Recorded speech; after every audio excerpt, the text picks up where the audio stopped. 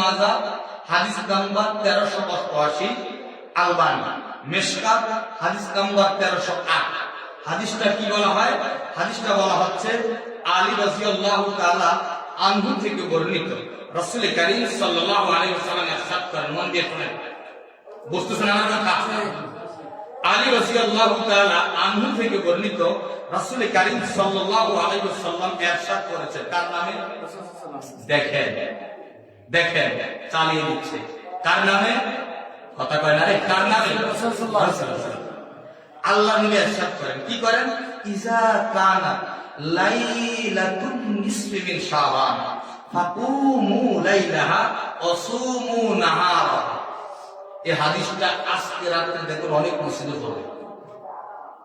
কি হাদিসের অর্থ হলো যে আল্লাহর নবী ইরশাদ করেন, মধ্য শাবান এলে, মানে আজকের রাত, কোনটা? আজকের রাত।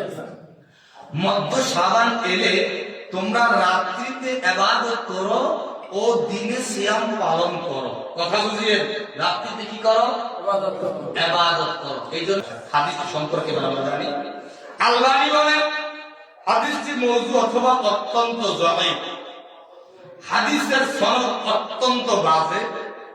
তিনি বলেন যে এর সনদে আবু বকর ইবনু আবি শাবরা নামক একজন রাবী আছে, যিনি হাদিস জালকারী, অতএব তার হাদিস গ্রহণ করা যাবে না।